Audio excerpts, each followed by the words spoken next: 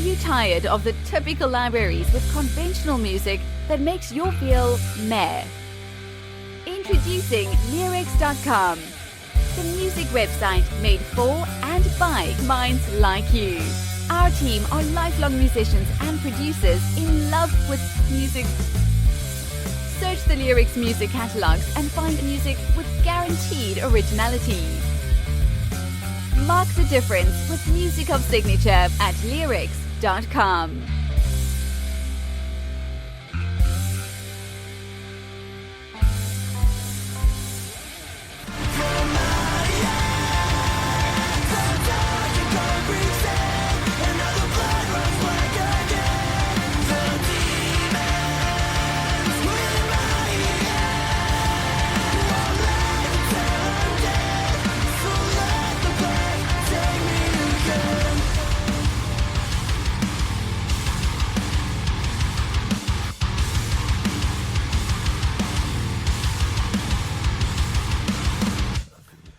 I love that growling low sound. It's wonderful, really wonderful. We have a wonderful band, Blacksound, and this track is Bleed Black, and we have them here with us today. Hey guys, how's it going? It's going good. Hello. Hey, hello. So we have Taylor, our vocalist, Yes, sir.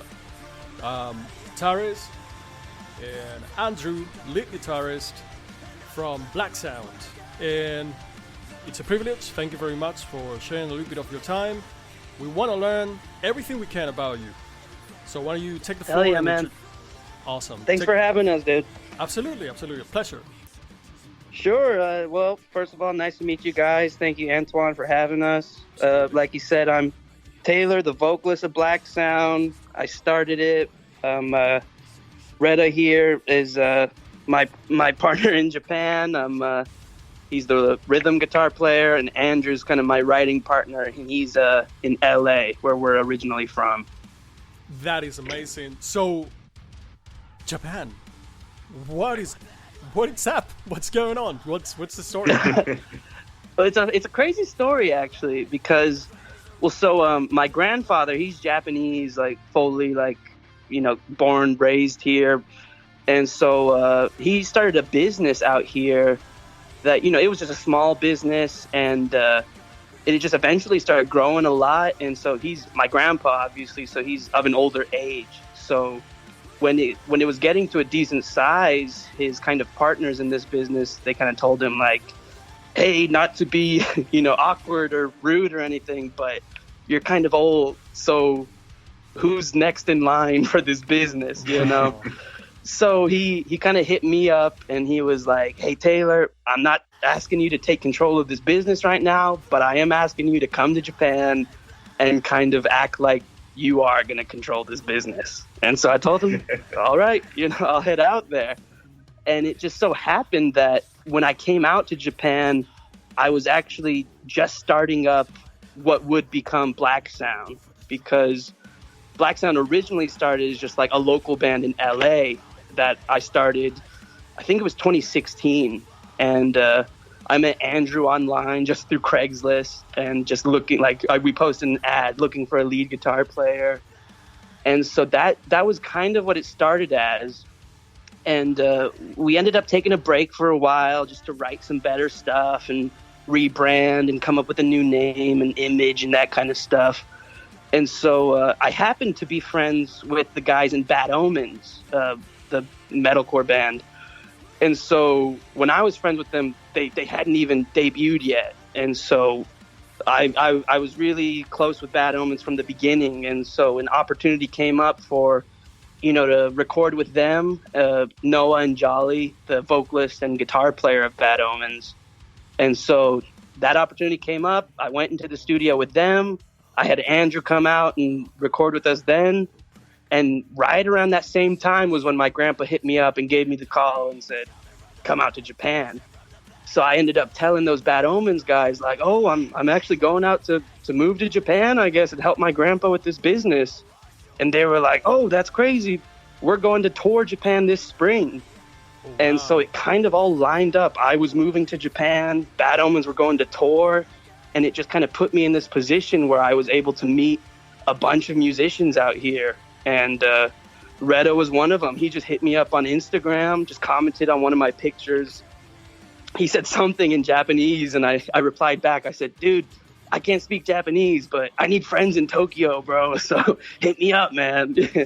And so me and Reda just became friends at first, and eventually we decided, oh, why doesn't Reda just join Blacksound and we try to continue the band in Japan? Like, you know, just because I'm originally from LA and we're doing all this work in LA doesn't mean we have to be bound to LA. Not at all. So that's kind of where the idea of this kind of international band came from. And then from there, it was just like figuring it out as we go. It's amazing. What an amazing story. And wow, and you know, sounds like your band is a pioneer in many aspects. I hope so. One of them, the international aspect, which is, and by the way, Japan, wow, it sounds like a dream for many, I'm sure. It's incredible. Wow, how an awesome story. And okay, so what's your perspective to the other members from the outside? What's your point of view on this story, if you want to share?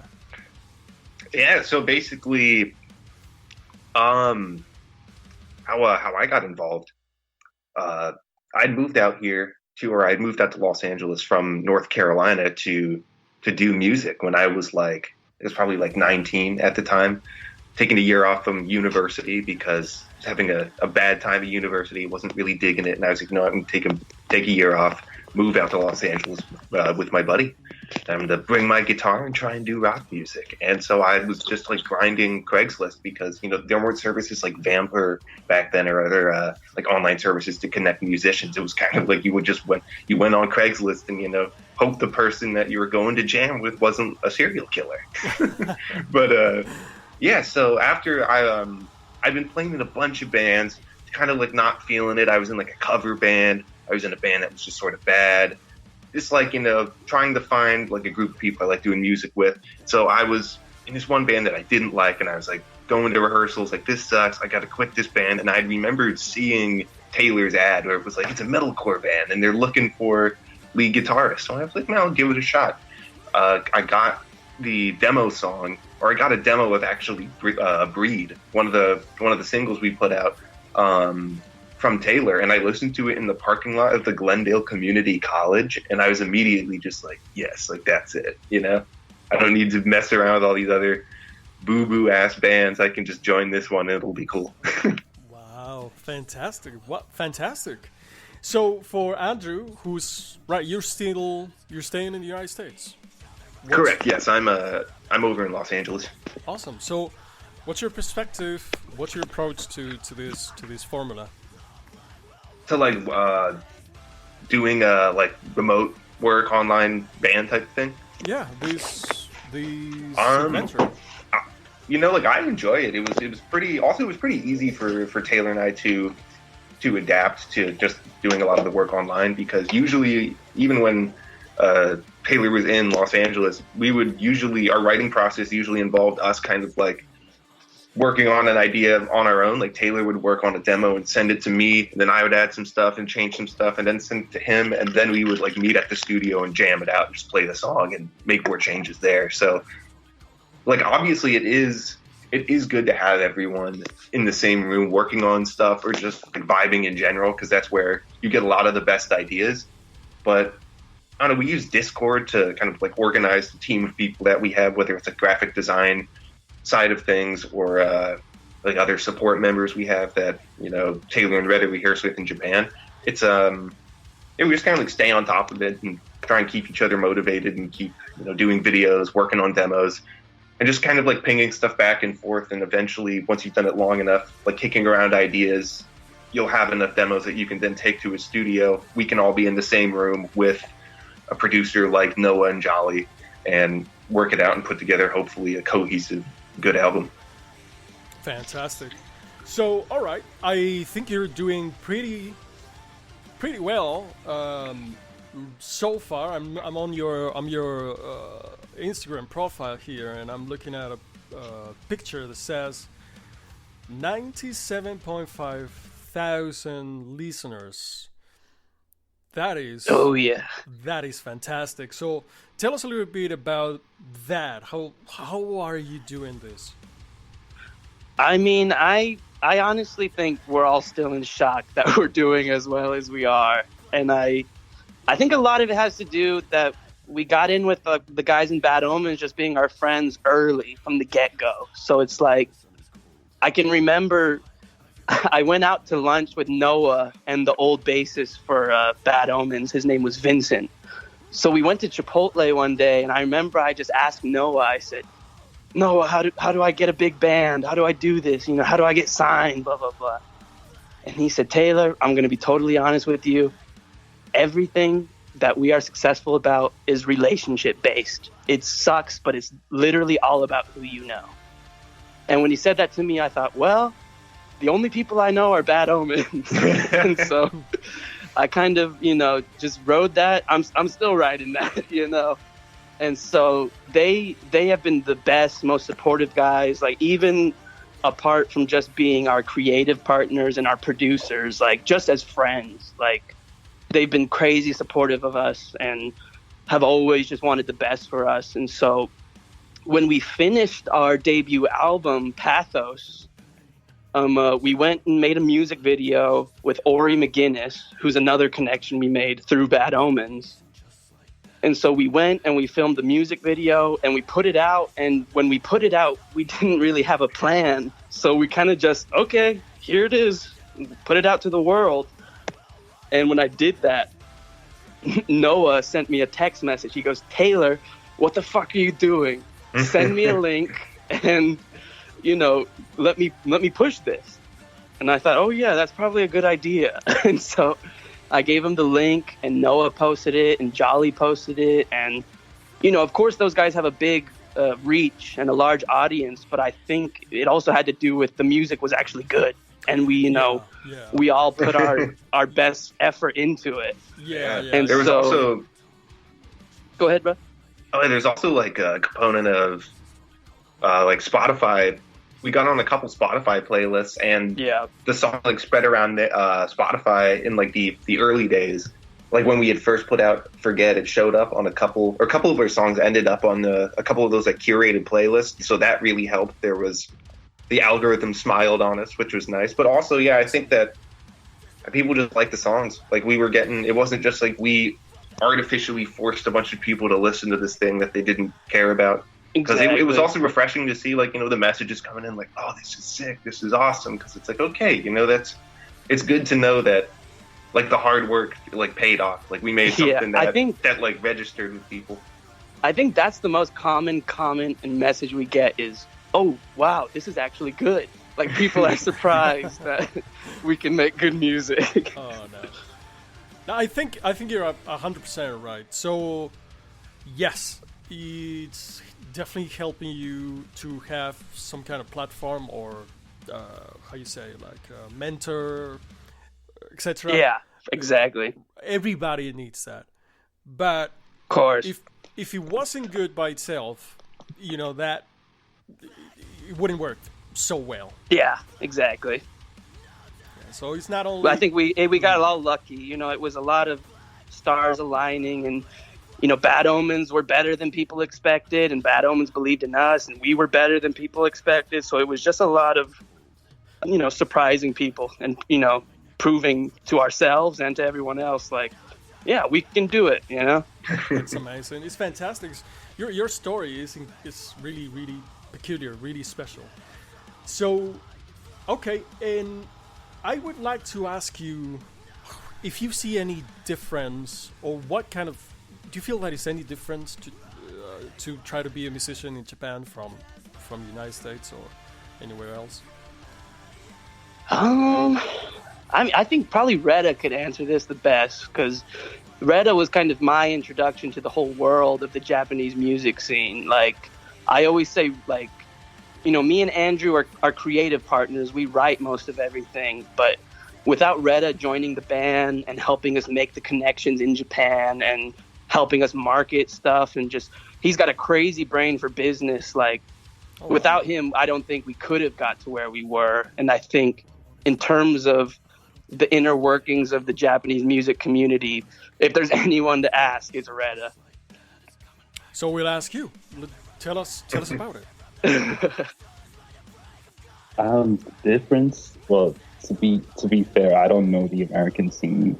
If I'm honest, I've only recorded with the Bad Omen guy and filmed a few music video over there, so I can't really make a comparison. But yes, I guess it's just like I think it would be a little bit difficult for somebody outside of this country to do it, because like I think with music in any place in this earth, I think authenticity is really important. And if there's a language barrier, that might be a little bit difficult for people to understand what you're about, you know? So that might be a difficult bit, but with the people, you know, trying to be original and creative, and obviously being a foreigner in this country, I could also see that as an advantage. You know, people are interested. They're like, oh, you're not around here. Like, yeah, like that accumulates interest in its own way. Good and bad, if I'm honest, but mostly good. Okay, wonderful. Sounds really good. So let's see. In terms of your future plans, let's say that, you know, everything is going really well for you, it sounds like. But if you were unable to fail and could design your perfect future, tell us how that would improve or change or become to be. Well, I think I can speak for Reda and Andrew on this, and it stems from a piece of advice that we've gotten from literally every successful musician we've talked to, and that's that they all tell us, stay independent as long as you can, and, you know, own everything.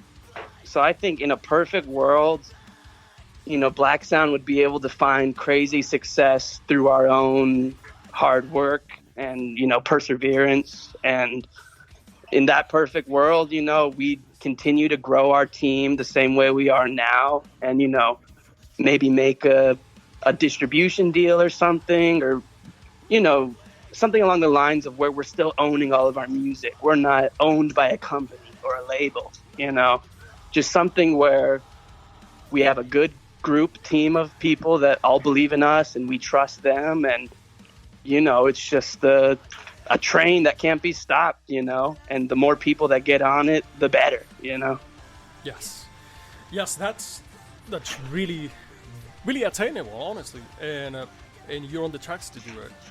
Sounds like.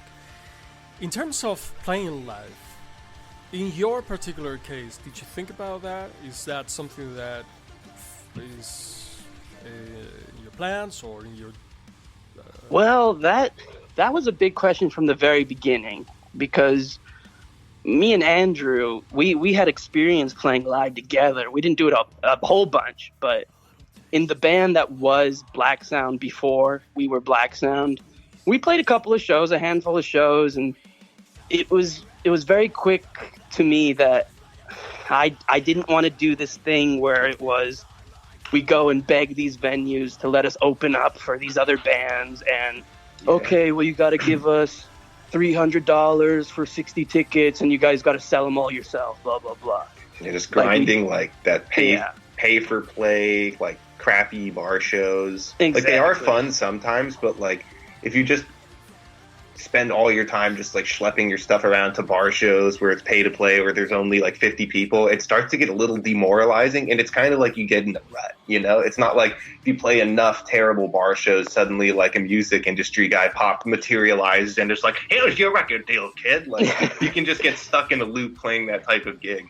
Yeah, that kind of stuff might have happened in the 80s, but it's not happening nowadays. And so we quickly knew, like, we don't want to do that. We played 4 or 5 of those shows before we were Blacksound, and it was just like we were just losing money. We weren't really gaining fans. So when we rebranded as Blacksound and, you know, added Reda and all this, I mean, technically we're a 3-piece. Like, that's the thing about being an international band, is whether we're in LA or we're in Tokyo, our members are changing besides me, Andrew, and Retta.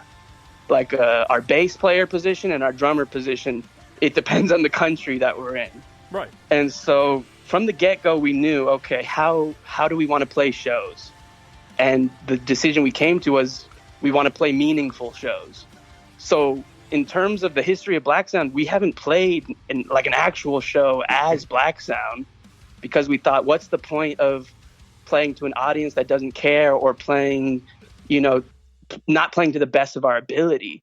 So we just kept putting out music videos, growing our audience, and people got more passionate. People are saying, oh, I can't wait for the tour, you know, please come to Texas, please come to Brazil, please come to Mexico. And so, you know, the more we see these messages, the more we go, okay, we're getting close. We're going to be able to do this tour soon. And the place where we're at now is we're just waiting for Japan to open their borders to foreigners.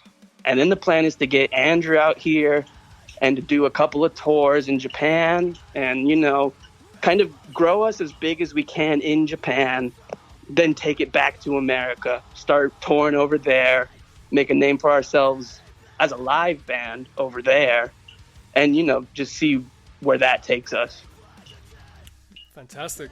Actually, you know, I appreciate your honest answer, and I gotta tell you, it's very, very intelligent. What you're doing is actually something that it's a good advice, it's a good example for a lot of musicians. You're thinking of this from the, if I'd say, from the business perspective, really. So what actually make sense to make grow this project, this program? How can I do it in a way that is efficient and is actually working? And yeah, exactly. Even if it is the unexpected way, it is a way that is actually working. And you know, I gotta congratulate you on that. I believe that, you know, you're doing it very, very well. Thank you, man. We really appreciate it. Fantastic. Okay, so again, thank you very much for being here, for talking to us. Really, really interesting content and really special, your story. I would like to ask you, really to any of you, if you had an advice for a younger version of yourself, what would you say? I mean, speaking for myself, to myself, I would probably say don't focus so much on perfection or numbers, you know, like trust your gut and trust the people around you and surround yourself with good people and just make music you would want to listen to. And I think it's bound that other people will also like what you're doing because it's authentic. Yeah, there's what I would say. This is actually something Taylor said in the past, but it's too good, so it bears repeating. But just finish the song. Basically, like if you're someone who's starting out making music, like you just got your pirated copy of FL Studio or whatever, like, and you're working on, you have ideas, and you're like, well, I don't know if that's good enough, or will people like it? Is it too long? Is it too short? Doesn't matter. Just finish the song and release it, and then just, you know, see what happens. Like getting that headspace of like taking an idea from start to finish and then putting it out there, even if it isn't the best thing ever. Because if you're just starting, you know, if I'm talking to my younger self, you're just starting out, and the only way you're going to get better is just by putting a lot of stuff out there and just learning basically from like trial and error. So I guess, yeah, just like it's like, don't be in the beginning, like don't be super afraid of like criticism or what people think. Because if you're just starting out, it's like, yeah, there's going to be people that say it sucks, but there's also going to be a lot of people that really like the shit you're doing. Yeah, see the value. I honestly, this is so important. Consistency, and you know, if you started something, just finish it. That's actually really very good. All right, so what's the last one? Yeah, Brett, hit us with the Red Man wisdom, bro. I would tell myself, don't concentrate on individual success. Like this band, like I don't just want Blacksound to be successful. I want people to realize that there's like good music from Tokyo, like especially when it comes to metal. Sweden and the UK and America is well known for it, and you know Japan is getting there. But you know, I want Tokyo to get there, not just Japan. Like I want the Tokyo scene to get global, and you know, I feel like if I could get successful, I want my you know, my friends around in Tokyo to get successful too, because there's a lot of, you know, undiscovered great bands around here. Yeah, I love that. That's fantastic. I really, really like it. And you're right. There's so much. So, first of all, going back to the previous advice, finish it. There's so many good ideas, not only music, but ideas in general. Books, halfway done, not unfinished. Excellent stuff inside of a drawer that will never see the light of day, and is terrible for culture in general, for humanity, the way that I see it. Finish it and release it. Exactly. There's somebody who's going to see the value, and you're going to inspire somebody else. It's so important. And secondly, that's what we're trying to do. There's so much undiscovered talent everywhere. And, you know, like there are platforms already that are, you know, everybody knows them and show you those that are already famous. Well, what about the emerging artists and the undiscovered talent? It is so important. I really feel what you're saying. I really loved speaking with you today. I really wish you to continue on this upwards tendency and go beyond. Thanks, man. We really appreciate it. Wonderful. All right, so we're going to enjoy again a little bit more of Bleed Black by Blacksound. And wonderful guys. Keep an eye on them. Thank you again, guys. All right. Thank you, man.